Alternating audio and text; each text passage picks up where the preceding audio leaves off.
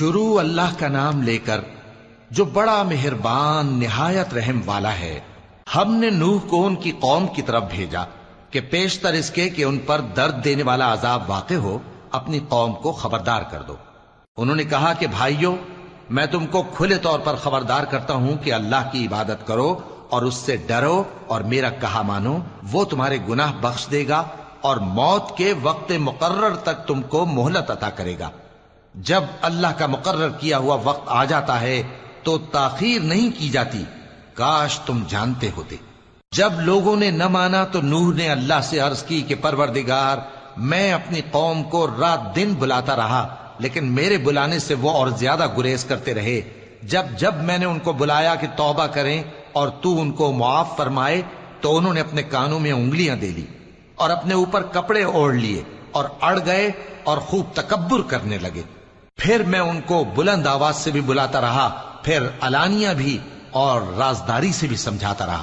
پھر میں نے کہا کہ اپنے پروردگار سے معافی مانگو کہ وہ بڑا معاف کرنے والا ہے۔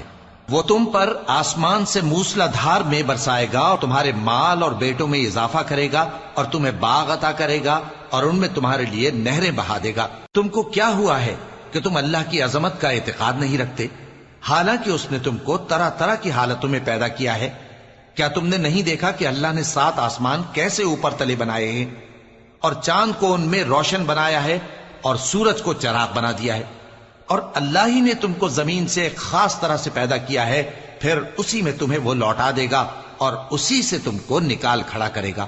اور اللہ ہی نے زمین کو تمہارے لیے فرش بنایا تاکہ اس کے بڑے بڑے کشادہ رستوں میں چلو پھرو۔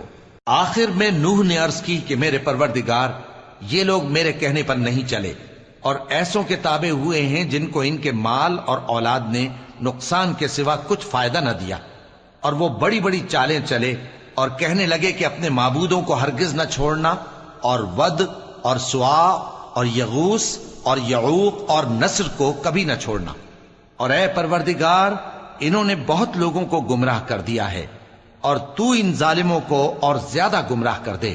آخر وہ اپنے گناہوں کے سبب پہلے غرقاب کر دیے گئے، پھر آگ میں ڈال دیے گئے، تو انہوں نے اللہ کے سوا کسی کو اپنا مددگار نہ پایا۔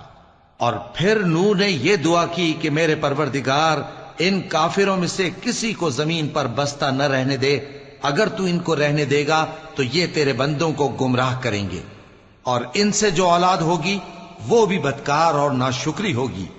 اے میرے پروردگار، مجھ کو اور میرے ماں باپ کو اور جو ایمان لا کر میرے گھر میں آئے اس کو اور تمام ایمان والے مردوں اور ایمان والی عورتوں کو معاف فرما اور ظالم لوگوں کے لیے اور زیادہ تباہی بڑھا۔